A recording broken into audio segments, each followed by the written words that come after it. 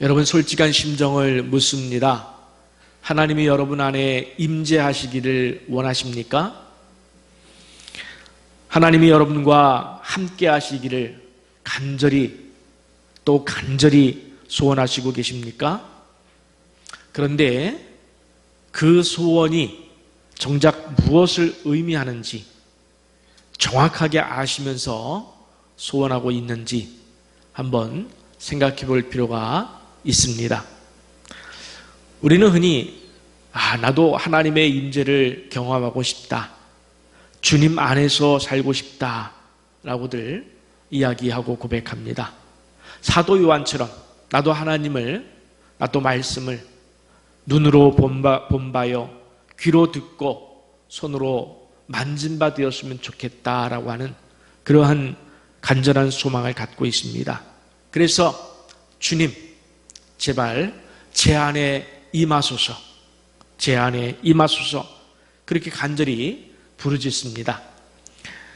오늘 헌신송으로 드릴 하늘의 문을 여소서라는 이 찬양곡에도 주여 임재하여 주소서, 이곳에 오셔서 이곳에 앉으소서, 이곳에서 드리는 예배를 받으소서라는 가사를 통해서 우리가 찬양할 때마다 은혜를 많이 받는 것이 사실입니다.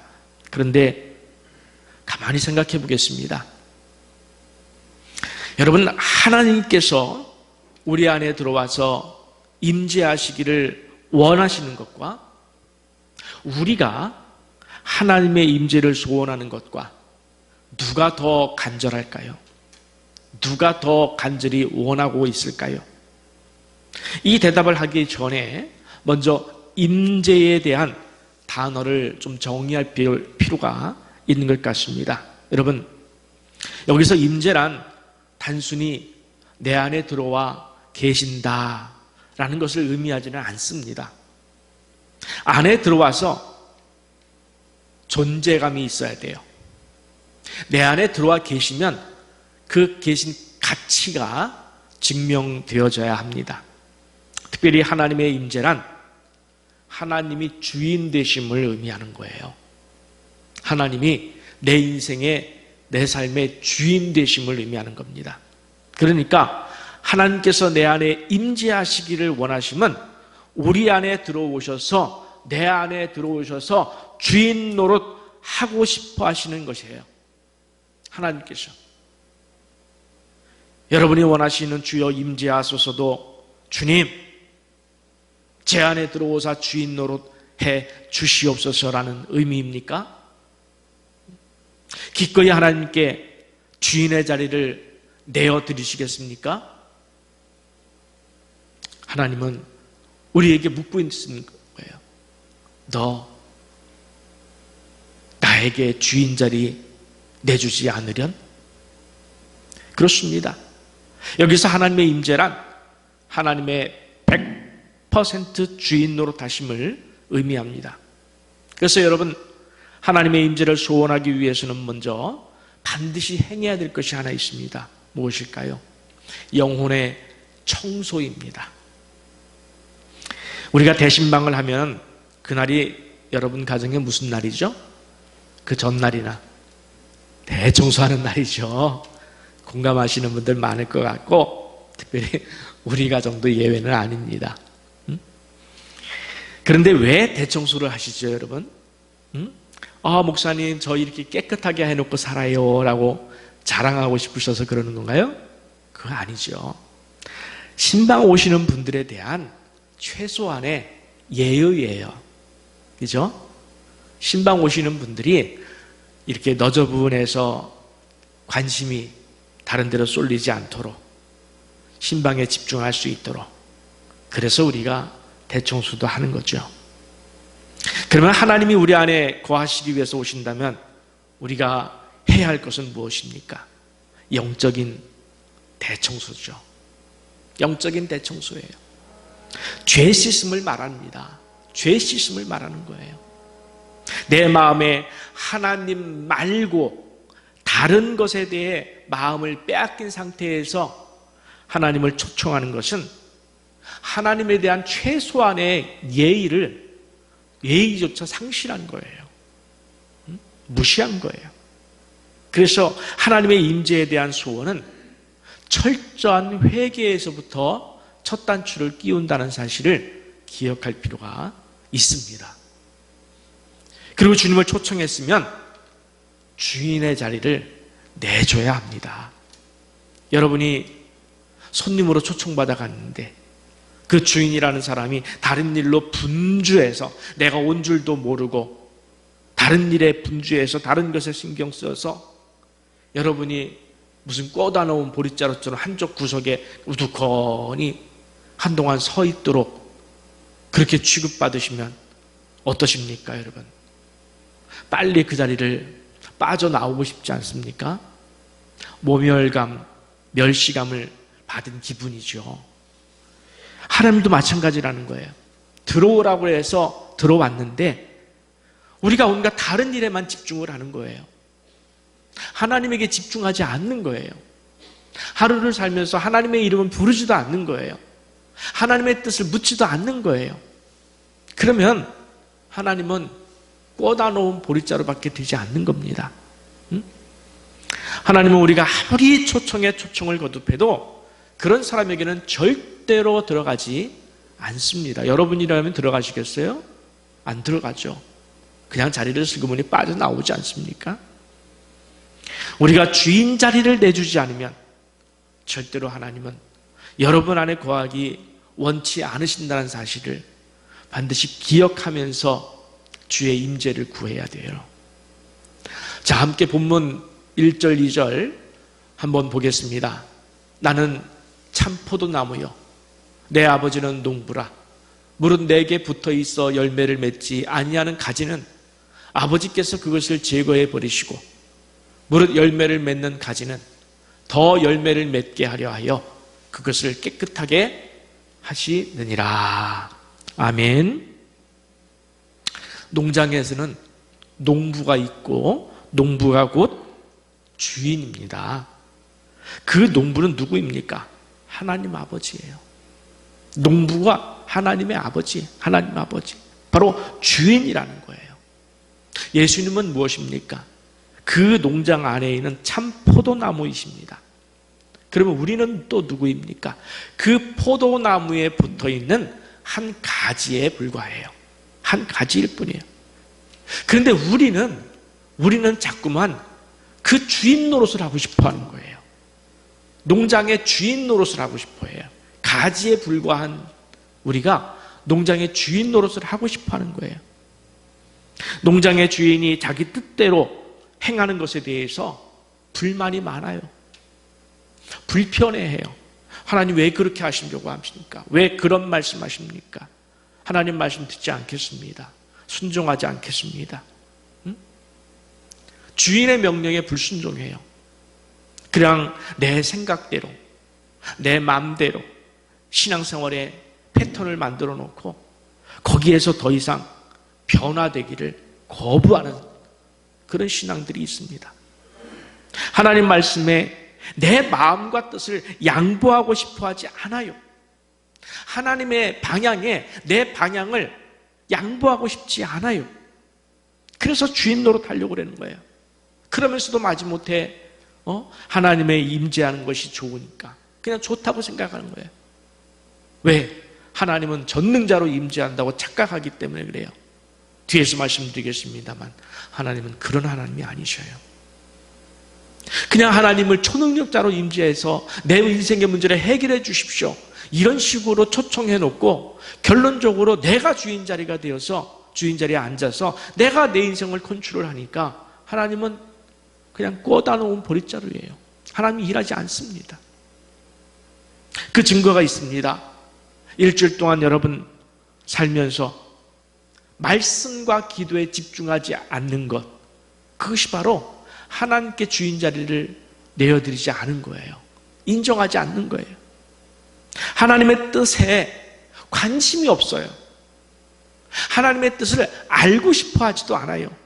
하나님의 뜻을 물어볼 생각도 하지 않아요. 일주일 동안 살면서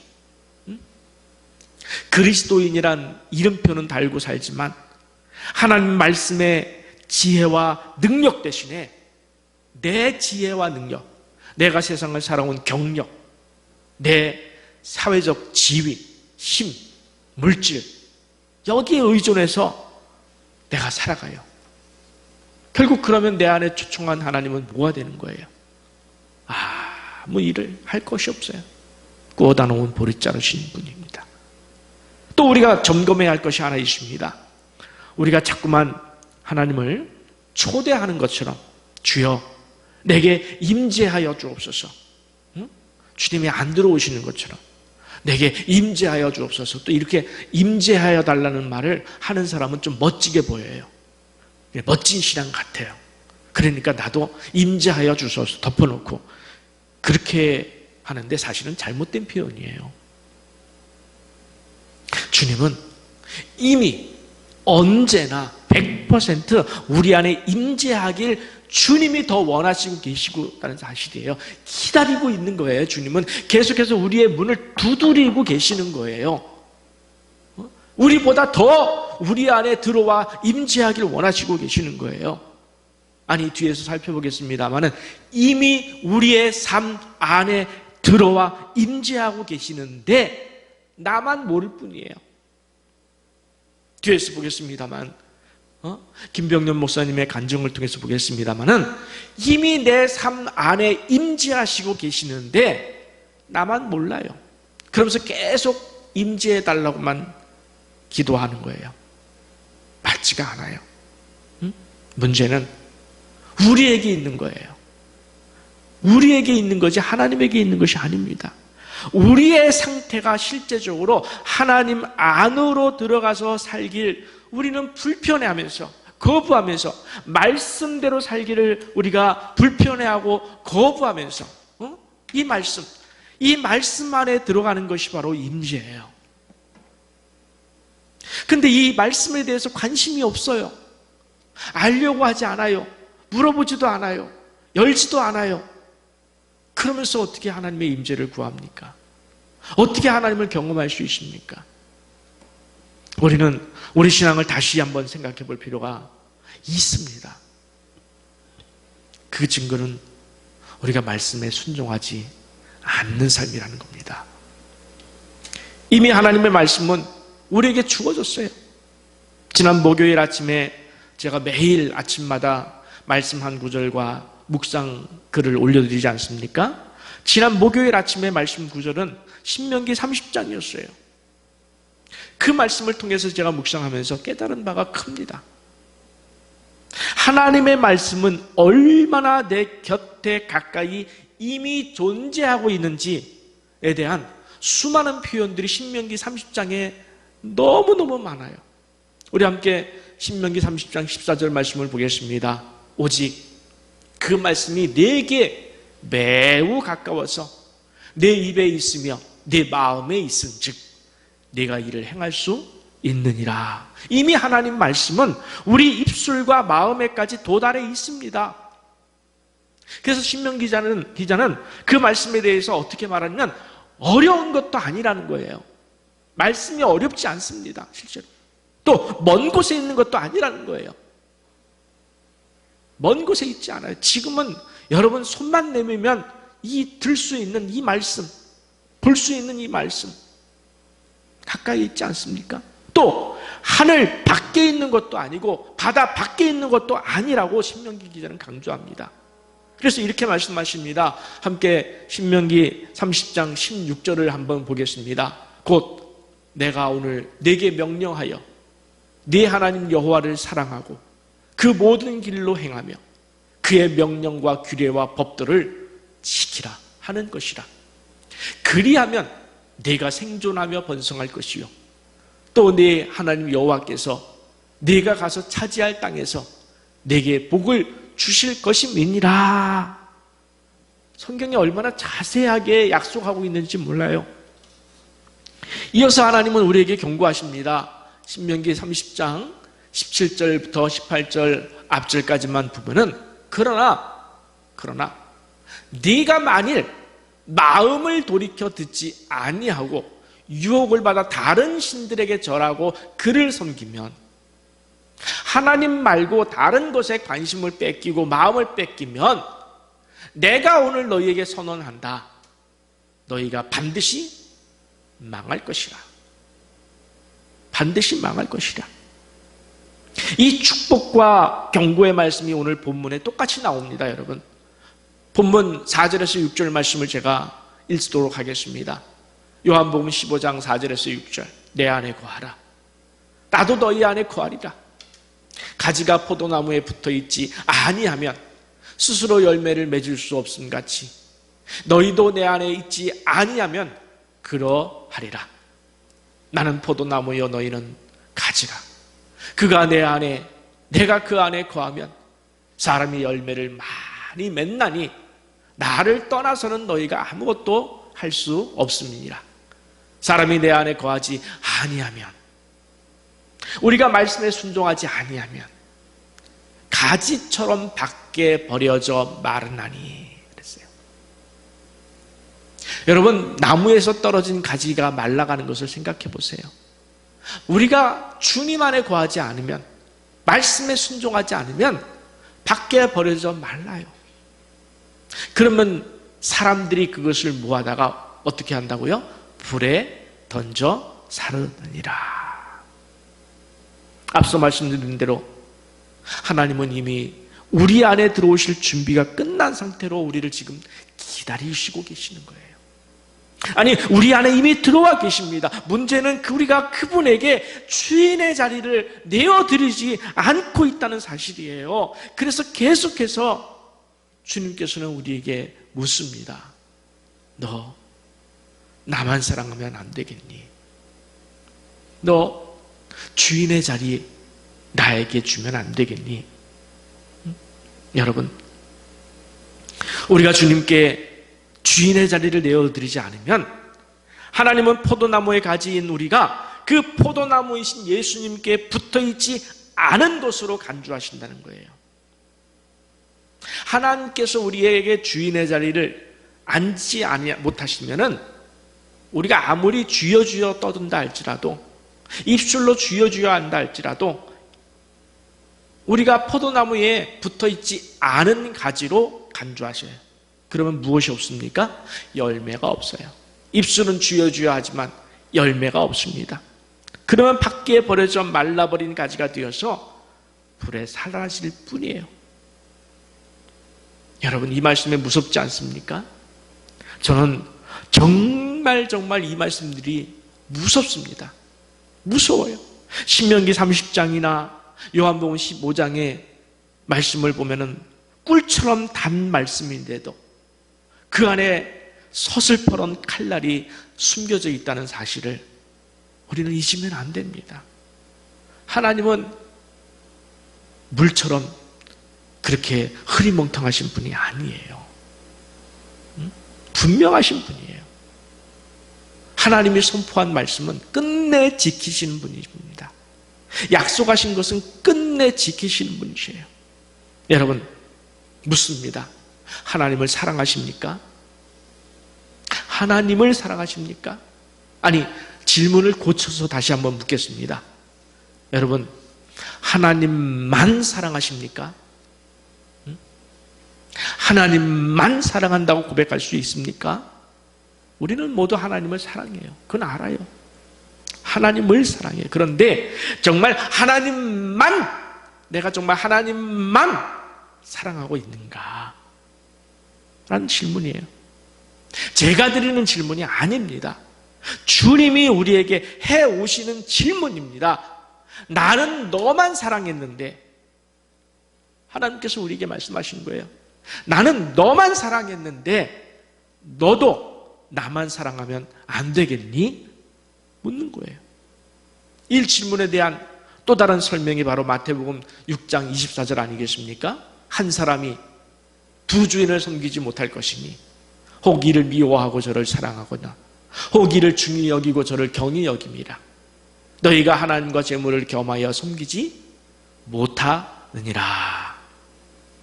바로 이 말씀에 의미하는 바가 오늘 설교 제목처럼 너 나만 사랑하면 안 되겠니?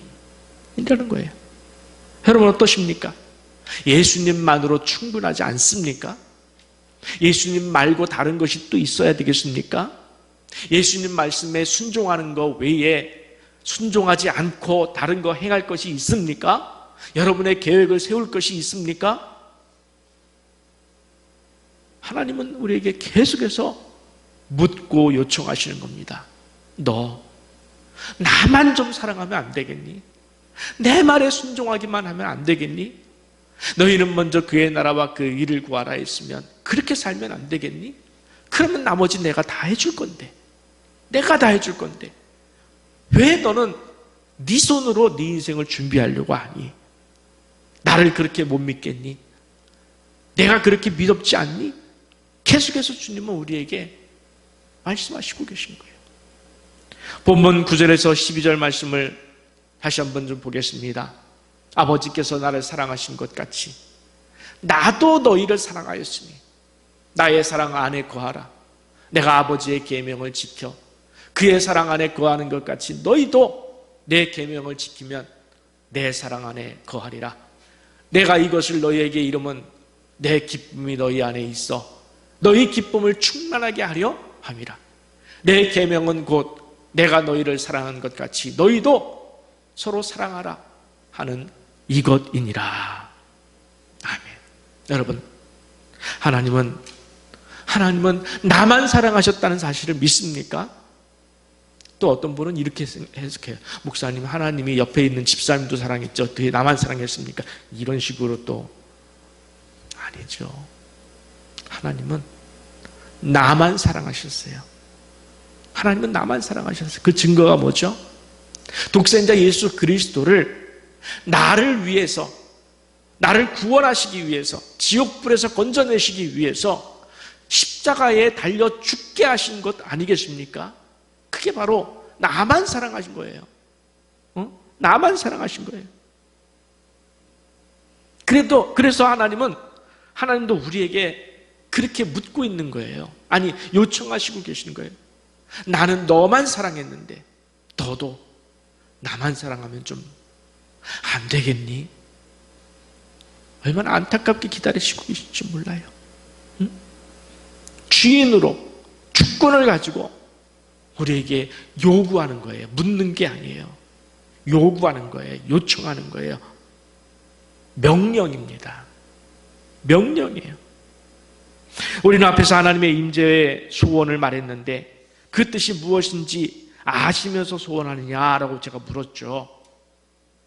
사실 그 임재의 뜻은 정말 깊습니다. 그 임재의 뜻을 깨닫게 해주셨어요. 제가 보통 목요일 날 설교 준비를 하는데 한 반쯤 이 설교를 하고 있었을 때 제 아내가 이 목사님의 간증을 좀 들어보라고, 그래서 목사님의 간증을 들어왔습니다.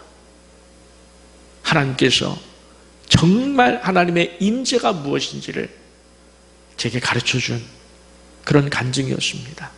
그래서 여러분에게 좀 소개해드리고 싶어요. 제 말로 소개하겠습니다. 여러분 유튜브 보시면은 찾아보시면 아실 수도 있습니다. 김병년 목사님의 간증입니다. 김 목사님은 2005년 4월에 교회를 개척했고 그해 8월에 사모님은 셋째 아이를 낳았습니다. 아이를 출산하고 병원에서 퇴원한 그 주에 수요 예배를 드리고 났는데 사모님에게 뇌경색이 찾아온 거예요. 셋째 아이를 출산하자마자 뇌경색이 찾아왔습니다. 전신이 마비되었습니다.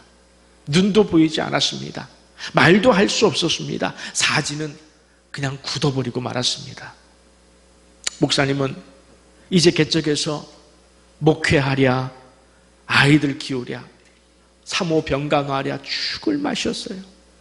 그래서 금식도 수차례 하면서 하나님께 절박한 기도를 올려드렸습니다. 하나님, 아내를 일으켜주세요. 하나님, 아내를 일으켜주세요. 하나님만 바라보겠습니다. 그런데 하나님은 아내를 일으켜달라는 목사님의 기도에는 응답하지 않으면서 기적을 베풀어 주셨습니다. 물질을 부어주시면서 치료비, 아이들 학비, 교육비 다 주셨어요. 그런데 아내는 그 상태 그대로였어요. 목사님 너무도 절박한 나머지 이렇게 기도했습니다. 하나님, 귓구멍이 있거든 똑바로 좀 들으세요. 제가 말한 거 아니에요, 여러분. 목사님이 그렇게 얘기했어요. 저 그렇게 얘기 못해요. 아유, 목사님은 참 용감하셔요. 어? 하나님, 귓구멍이 있거든 똑바로 들으세요. 저는 아내가 일어나길 원하는 겁니다. 덤비고 따지고 울부짖고. 그래도 아내는 치유가 되지 않았습니다. 그대로였어요. 그로부터 3년이 지난 후 2008년 여름 전국 청년 집회에서 오라고 해서 내가 기도로 준비하고 가야 되겠다 하고 40일 작정하고 저녁마다 아내를 휠체어에 태워서 같이 교회당에 가서 기도를 했습니다.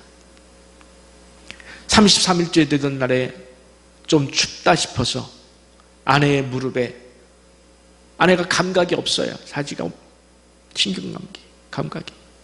그러니까 거기에 전기장판 따뜻하게 그 무릎에 씌워주고 기도를 하다가 깜빡 잠이 들었습니다. 근데 그 사이에 그만 그 전기장판이 타버린 거예요. 아내의 두 다리가 타버린 겁니다. 결국 아내는 두 다리마저 잘라버려야 했습니다. 목사님은 하나님, 이제 정말 꼴도 보기 싫습니다. 울부짖고 있는데 룻기에 전능자가 나를 심히 괴롭힙니다 라는 말씀이 생각나서 이렇게 부르짖었대요. 하나님, 나 좀 그만 때리세요. 내가 뭘 그리 잘못했다고 나만 때리십니까? 내 인생에 도대체 꿈이라도 남아있습니까? 꿈이 무엇입니까? 그때 하나님께서 찾아와 주셨어요. 병년아, 너는 나만 사랑해라 그러시더라는 거예요. 그 목사님께서 사랑하고 있잖아요. 사랑하고 있잖아요. 얼마나 더 사랑하라고요? 그때 하나님께서 너는 나를 사랑하는 것보다 더 큰 꿈이 있니? 물으시는 거예요. 목사님이 가만히 생각해 보니까 하나님을 사랑하는 게 제일 큰 꿈인 것 같았어요. 그래요. 그것이 제일 큰 꿈이죠. 그러니까 하나님께서 그러니까 너는 나만 사랑하라. 나만 사랑하라. 목사님은 아직도 마음이 풀리질 않았어요. 하나님만 사랑하라고요? 사랑할게요. 사랑할게요. 그러자 하나님께서 너만 꿈꾼다고 생각하지 마라. 나도 너에 대해서 꿈을 꾸는데 하나님께서 말씀하시는 거예요. 내가 꾸는 꿈은 여러분 잘 들으셔야 돼요. 나를 사랑하는 자에게, 나를 사랑하는 사람에게 나를 주는 것이란다. 하나님은 아무한테나 주지 않으십니다. 나를 사랑하는 자에게 나를 주는 것이 내 꿈이란다. 하나님을 사랑하는 자에게 자신을 주는 것이 하나님의 꿈이래요. 여러분 얼마나 하나님을 사랑하십니까?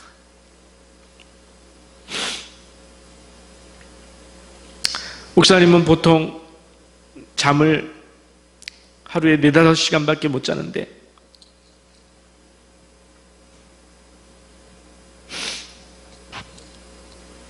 하룻밤 새에도 2-3번씩 일어나서 아내의 기저귀를 갈아줘야 합니다. 그런데 그날은 대소변과 생리가 겹쳐가지고 4-5번씩이나 이렇게 깨우는 거예요. 그것을 일어나서 처리해 주면서 너무 힘들어서 아내에게 짜증을 냈다고 합니다. 아내를 향해서 당신 너무하는 거 아니야? 좀 참아. 나도 잠 좀 자자. 잠 좀 자. 아내에게 그렇게 퍼붓고 나서 거실에 나와 엉엉 우는데 하나님이 묻더랍니다. 병년아, 하나님의 형상이 누구지? 하나님의 형상이 누구냐? 사람이죠. 사람이죠. 그걸 모를까 봐요. 그럼 네 아내는 내 형상이 아니냐? 내 형상을 좀 잘 돌보면 안 되겠니? 그렇게 하나님은 묻더랍니다. 내 형상을 좀 잘 돌보면 안 되겠니? 그래도 목사님이 화가 풀리지 않았어요. 돌보고 있잖아요 하면서 하나님에게 쏘아붙이는데 그때 주님의 말씀이 생각이 났습니다. 바로 마태복음 25장에서 양과 염소로 비유되는 그 말씀이었습니다. 내가 주일 때에 너희가 먹을 것을 주지 아니하였고 목마를 때에 마시게 하지 아니하였고 나그네 되었을 때에 영접하지 아니하였고 그리고 그들을 향해서 뭐라고 하셨습니까? 저주를 받은 자들아 나를 떠나 마귀와 그 사자들을 위하여 예비된 영원한 불에 들어가라. 그렇게 성경은 말하고 있어요. 순간 하나님이 병들어서 우리 집에 와 계신다고요? 하나님이 병들어서 내 아내가 되어서 우리 집에 이렇게 머물고 계셨다고요? 라는 마음에 목사님은 엉엉 울었어요. 엉엉 울었어요. 여러분, 이래도 하나님의 임재를 간절히 원하십니까? 원하셔야 합니다. 이거는 피할 길이 없는 거예요. 이건 반드시 원하셔야 합니다. 왜? 하나님이 간절히 원하시고 계시기 때문이에요. 하나님의 임재는 우리가 원하는 것보다 하나님이 더 원하시고 계시기 때문에 우리도 원해야 합니다. 그런데 그 임재는 우리가 바라고 기대하는 바처럼 무슨 전능자, 무슨 초월자, 무슨 능력자 이런 모습으로 우리에게 오시는 것이 아니라 주님은 항상 가장 연약한 모습으로 십자가를 홀로 지시고 골고다 언덕에 올라가시는 그 모습으로 우리를 찾아와 주시면서 그렇게 말씀하시지 않습니까? Follow me. 나를 따르라. 내 십자가를 지고 나를 따르라. 내 십자가를 지고를 왜 우리는 자꾸 부인합니까? 내 십자가를 지고 그리고도 나를 따르라. 내 십자가를 지고 너 나만 사랑하면 안 되겠니? 저는 김 목사님의 간증을 들으면서 얼마나 많이 회개했는지 모릅니다. 성경이 다시 보였고 제 신앙을 다시 돌아볼 수 있는 계기가 되었고 앞으로 제 인생의 새로운 전환점으로 제 신앙의 전환점으로 삼으려고 해요. 목사님의 간증을 제 신앙의 전환점으로 삼으려고 해요. 잊지 않으려고 다짐했습니다. 우리는 사람을 사랑하되 선별해서 사랑하려고 합니다. 누구는 사랑하고 이러이러해서 조건이 있어서 사랑하고 선별하려고 그래요. 그런데 하나님은 나를 사랑할 때에서 여러분 선별했습니까? 여러분이 이뻐서, 여러분이 잘나서, 여러분이 어떤 조건이 있어서 선별해서 하나님이 여러분만 사랑했습니까? 아니에요. 무조건 사랑하세요. 무조건 사랑해서 아들을 십자가에 내어 주셨습니다. 그리고 내가 너를 사랑한 것처럼, 내가 너를 사랑한 것처럼 너도 나만 사랑하면 안 되겠니? 내가 너만 사랑했던 것처럼 너도 나만 바라보고 나만 생각하고 나만 네 마음 안에 넣어두고 다른 모든 가치는 다 버려버리고 세상 것 모두 바라보지 말고 나만 바라보고 나만 생각하고 나만 사랑하면 안 되겠니? 그렇게 말씀하시고 계셔요.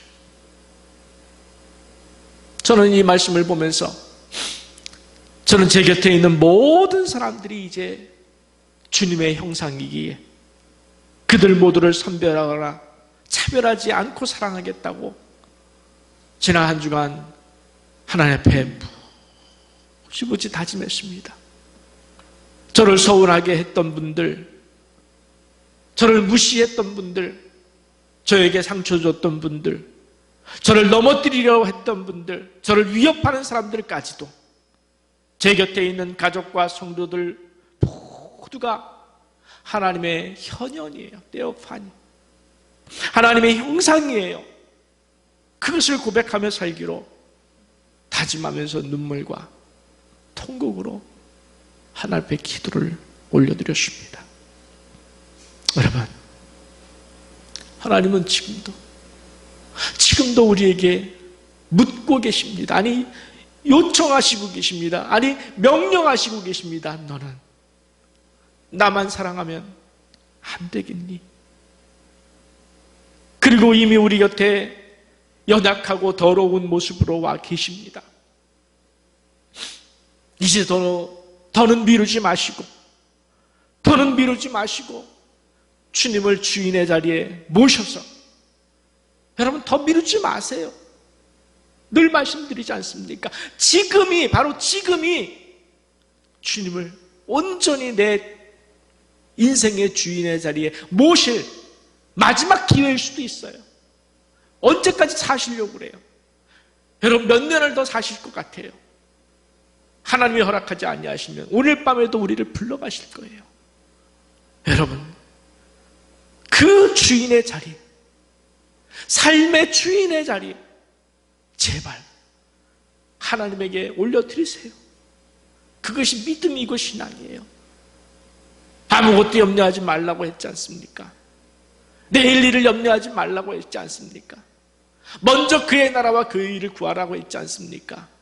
그것이 바로 하나님이 주인이라는 거예요. 농부라는 거예요. 가지는 포도나무에 붙어있기만 되는 거예요.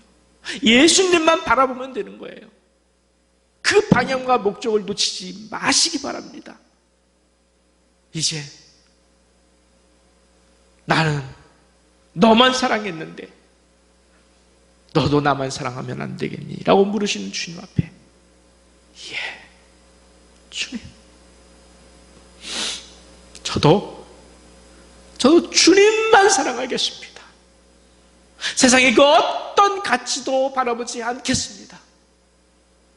내 삶의 모든 것들 하나님께서 준비해 주시는 대로 자족하고 감사하며 살겠습니다. 무엇이 이루어지면 이루어지는 대로 감사하고 이루어지지 않으면 이루어지지 않는 하나님의 깊으신 경륜을 바라보면서 감사하고 여러분 그래야 항상 기뻐하라, 쉬지 말고 기도하라, 범사에 감사하라, 이 말씀이 맞는 거예요. 되는 겁니다. 이제 이 결심을 주님 앞에 올려드리면서 주님만 사랑하겠습니다 라는 결심과 이제 실천으로 오직 주 안에서 주님이 여러분 안에 임재하는데 주인의 자리에 앉으시는데 조금도 불편하지 않고 기쁨으로 여러분의 인생의 주인으로 해드릴 수 있도록 여러분께서 낮은 자리에 내려가시고 종의 자리에 내려가시고 여러분의 인생이 새롭게 복을 받는 그런 기회로 삼으시기를 간절히 축원합니다.